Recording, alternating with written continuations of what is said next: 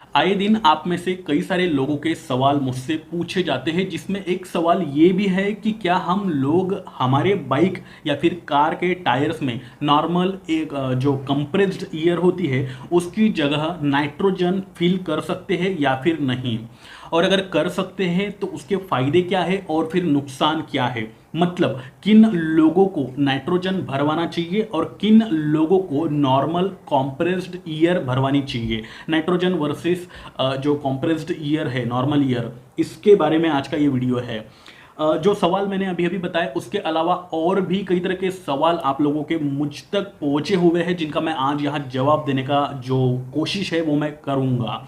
So stay tuned with me. This is Chetan Patil and you're watching Ask Auto Guru. Normal compressed year जो होती है इसमें लगभग 78% तक का नाइट्रोजन ऑलरेडी होता है और फिर उसमें 21% ऑक्सीजन भी होता है और बचा कुचा 1% के आसपास का जो अमाउंट है इसमें बाकी सारे गैसेस होते हैं, जैसे नियॉन होता है, ऑर्गन होता है, कार्बन डाइऑक्साइड होता है और भी तरह तरह के गैसेस, एटमॉस्फेरिक गैसेस आप कह सकते हो, वो अवेलेबल होते हैं।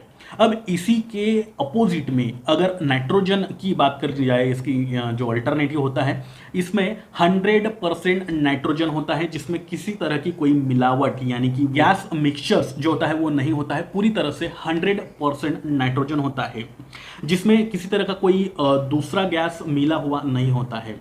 इसे भी हमारे व्हीकल के टायर्स में भरा जा सकता है ऑप्शन के तौर पे। सवाल वही का वही है, क्यों भरना चाहिए और भरना अगर चाहिए तो उसके क्या फायदे हैं।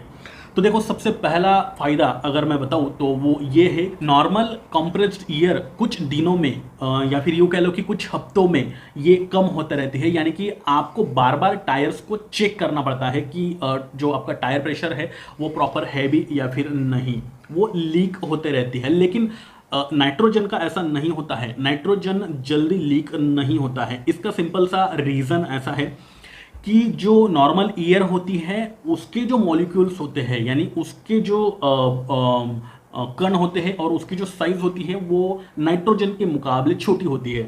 तो टायर के अंदर छोटे छोटे लीक्स भी रहे, होल्स भी रहे, तब भी वो कम होते रहती है। एटमॉस्फेरिक कंडीशन का भी उसके ऊपर इफेक्ट पड़ता रहता है, गर्मी में बढ़ जाती है, ठंडी में कम हो जाती है, तो तरह तरह की। लेकिन नाइट्रोजन वाली केस में ऐसा नहीं होता है। नाइट्रोजन के जो मॉलिक्यूल्स होते हैं, जैसे मैंने कहा अभी, बड़े होते हैं, जिस वजह से छोटे छोटे होल्स में से, छोटे छोटे लीकेज में से ये निकल नहीं पाती है और इसीलिए इसका प्रेशर नॉर्मल एयर प्रेशर के मुकाबले अच्छा बना रहता है और 3 से 4 महीने तक आपको चेक करने की जरूरत ही नहीं पड़ती है, जबकि कुछ ही हफ्तों में, कुछ ही दिनों में आपको एयर वाले टायर्स को चेक करना पड़ता है प्रेशर सही है या फिर नहीं है। इसके अलावा जब हमारी बाइक या फिर कार स्पीड में चल रही होती है तब टायर्स पे प्रेशर जनरेट होता है। जी हाँ, बिल्कुल। इसके अलावा उसमें हीट भी जो है वो जनरेट होती है, जिस वजह से भी नॉर्मल एयर भरे हुए टायर्स में से हवा कम होने लग जाती है, जबकि नाइट्रोजन भरे हुए टायर्स में इस तरह की दिक्कत नहीं आती है और ना ही टायर्स को कहीं ना कहीं सिकोड़ने देता है ये नाइट्रोजन, और ना ही कहीं ना कहीं जो एक्सपांशन है वो होने देता है। तो पर्टिकुलर जो एटमॉस्फेरिक कंडीशन हो, चाहे हीट जनरेट हो जाए, चाहे आपका स्पीड बढ़ जाए, ऐसे सिचुएशन में भी नाइट्रोजन ज्यों का त्यों रहता है, लेकिन हवा अपना रुख बदलते रहती है, जिस वजह से टायर्स पे उसका इफेक्ट होते रहता है। जैसे मैंने अभी कहा, थोड़ी टाइम पहले सिकोड़ जाती है कभी कभी ये एक्सपांड हो जाता है। तो इस तरह का प्रॉब्लम नाइट्रोजन में नहीं होता है, जबकि एयर में कहीं ना कहीं होता ही है। इसके अलावा जब भी नॉर्मल कंप्रेस्ड एयर को अपने टायर्स में हम लोग भरवाते हैं तो उसके कई तरह के गैसेस, जैसे मैंने थोड़े टाइम पहले कहा, होते हैं, जिस वजह से उसके अंदर ह्यूमिडिटी यानी कि जो नमी होती है, हिंदी में नमी कहते हैं, वो बनी रहती है, जो कि हमारे टायर्स के लिए बिल्कुल भी अच्छी बात नहीं है। ऐसा इसलिए क्योंकि अक्सर आपने देखा होगा कि जब भी एलॉयज से या फिर जो नॉर्मल व्हील होता है हमारा स्पोक व्हील, उससे टायर्स को हटाया जाता है, निकाला जाता है, तो वहां पे आप देखोगे कि रस्टिंग्स कहीं ना कहीं आसपास में लग चुकी है। तो ये रस्टिंग्स टायर्स के लिए भी और इसके अंदर का जो व्हील है, यानी कि जो अलॉय व्हील कह सकते हो, स्पोक व्हील कह सकते हो, वो मेटल वाला व्हील, उसकी हेल्थ के लिए भी बिल्कुल अच्छी नहीं है। ओवरऑल इसकी जो लाइफ है वो रस्टिंग की वजह से कम होते रहती है, जबकि नाइट्रोजन 100% नाइट्रोजन होता है, वो पूरी तरह से ड्राई होता है, उसके अंदर नमी नहीं होती है।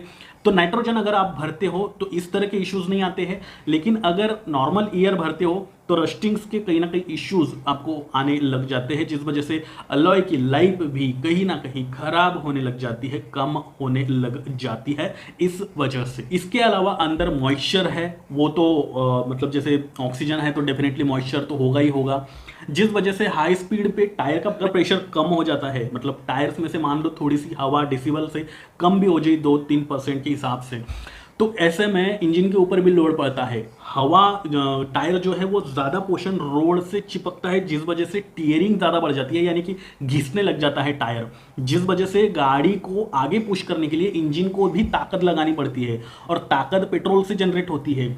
तो अल्टीमेटली आपका माइलेज भी आपको कम मिलने लग जाता है, और फिर इंजन को भी ताकत लगानी पड़ती है जो एक्स्ट्रा काम कर रहा है, एक्स्ट्रा पावर जनरेट करने के लिए। टायर्स भी घिसते रहते हैं, तो ये सारे लिंक्ड है एक दूसरे के साथ। अब यही चीज अगर नाइट्रोजन भरे हुए टायर में देखें तो उसका प्रेशर कम होता नहीं है जल्दी, और फिर जिस वजह से टायर का जो रोड से कांटेक्ट है, यानी कि उसका जो प्रेशर है वो जितना चाहिए उतना बना के रखता है, जिस वजह से आपको इंजन को पर्टिकुलर जितनी पावर प्रोड्यूस कर रहा है उस हिसाब से पुलिंग भी हो रही है गाड़ी की, और फिर आपको माइलेज भी अच्छा मिलता है। तो ये एक बेनिफिट अगेन यहाँ पे नाइट्रोजन वाले टायर्स का मिल जाता है। अब यहाँ एक सवाल और जो है वो उठता है, ऐसा है कि अगर आपने पहले आपके टायर में नाइट्रोजन भर रखा है और आप कहीं आउटसाइड निकले हो और ऐसी जगह में आपको नाइट्रोजन अवेलेबल नहीं हो पा रहा है, यानी कि आपको पहले नाइट्रोजन भर रखा है, अभी प्रेशर कम हो गया है, वापस से नाइट्रोजन भरवाना है तो वो मिल नहीं रहा है, तो ऐसी सिचुएशन में आप उसमें नॉर्मल एयर भी भर सकते हो, जिसमें कोई दिक्कत आपको नहीं होने वाली। जो नाइट्रोजन है उसके मॉलिक्यूल्स थोड़े से घट जाएंगे, कम हो जाएंगे, लेकिन ऐसा ज़्यादा कोई दिक्कत आपको आपकी राइडिंग पे ड्राइविंग पे नहीं होने वाली, जो कि आप कर सकते हो। दूसरी चीज़, जब आप पेट्रोल पंप पे पेट्रोल भरवाते हो तो उसी पेट्रोल पंप पे हवा भी फ्री में भराई जा सकती है, चाहे वो 2 व्हीलर के लिए हो चाहे वो 4 व्हीलर के लिए हो। लेकिन अगर आपको नाइट्रोजन भरवाना है तो वहां पे आपको अलग से पैसे देने पड़ते हैं, 2 व्हीलर के लिए अलग, 4 व्हीलर के लिए अलग। अगर 4 व्हीलर के लिए तो 300 से लेकर 400 रुपए तक भी आपको चार्ज करने पड़ सकते हैं। पेट्रोल भी भरो, पेट्रोल के तो पैसे देने ही हैं आपको हर हाल में, तो वो पैसे भाव पहले बढ़ चुके हैं। इसके अलावा नाइट्रोजन के लिए अलग से पैसे दो, तो ये कहीं ना कहीं जायज़ नहीं है, ऐसा मुझे लगता है। फ्री में हवा मिल रही तो हवा ही बेटर मैं समझता हूँ कि रहेगी। फिर भी अगर आप अफोर्ड कर सकते हो तो हाँ, एक्स्ट्रा पैसे दे करके इतने सारे बेनिफिट्स के लिए आप नाइट्रोजन फील कर सकते हो। तो यही कुछ फायदे और नुकसान normal compressed air versus nitrogen gas, nitrogen air के बीच में थे।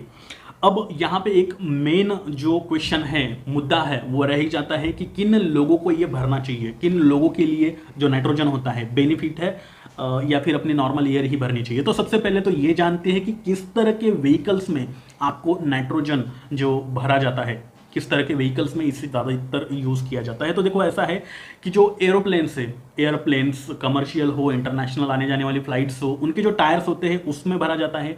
माइनिंग करने वाले जो व्हीकल्स होते हैं उनके जो टायर्स होते हैं बड़े बड़े, उसमें भरा जाता है। हेवी ट्रक्स या फिर कमर्शियल व्हीकल्स, उनमें भरा जाता है। रेसिंग करने वाली बाइक्स हो या फिर कार हो, उसके अंदर भरा जाता है। जैसे जेसीबी है, जो बड़ी बड़ी मशीनरीज है इनफैक्ट, तो इस तरह की जो बड़ी बड़ी मशीन है जिनका यूज़ काफ़ी ज़्यादा होता है, जिनके टायर्स का यूज़ काफ़ी ज़्यादा होता है, ऐसे व्हीकल्स में नाइट्रोजन फील किया जाता है। अब सवाल ये उठता है कि क्या हम डेली लाइफ वाले व्हीकल्स में, नॉर्मल व्हीकल्स में इस तरह का नाइट्रोजन भर सकते हैं या फिर नहीं, या फिर नॉर्मल एयर ही सही है।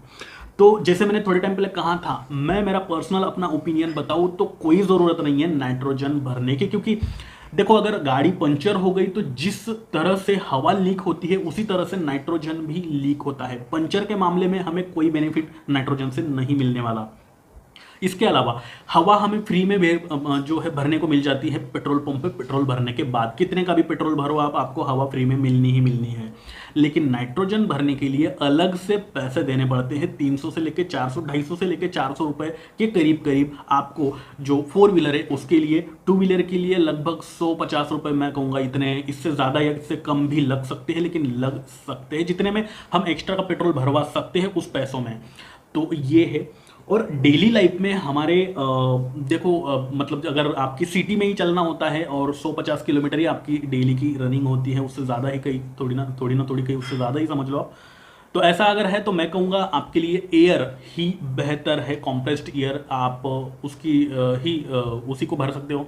अगर आप अफोर्ड कर सकते हो, आपकी बहुत ज़्यादा दूर दूर तक आपको जाना होता है आपकी कार और बाइक से, तो आप वहां पे नाइट्रोजन भर सकते हो, जिसमें ये आपके ऊपर डिपेंड करता है। If you can afford you can feel the nitrogen. तो ये तो सारे मैंने जितने कवर कर पाया मैं कर लिए आपके सवाल और उनके जवाब। इसके अलावा भी आपके कुछ अगर सवाल है नाइट्रोजन या फिर जो आपका एयर है नॉर्मल कॉम्प्रेस्ड एयर, इससे रिलेटेड, तो आप मुझे कमेंट बॉक्स में ज़रूर पूछ सकते हो। संडे आ रहा है, संडे को संडे कमेंट बॉक्स भी हमारा आता है। काफ़ी दिनों से वीडियोस नहीं आ रहे, धीरे धीरे मैं वापस रोल आउट करना शुरू कर रहा हूँ क्योंकि कुछ कामों में काफ़ी ज़्यादा बिजी हूँ, इसलिए नहीं कर पा रहा हूँ मैं रेगुलरली।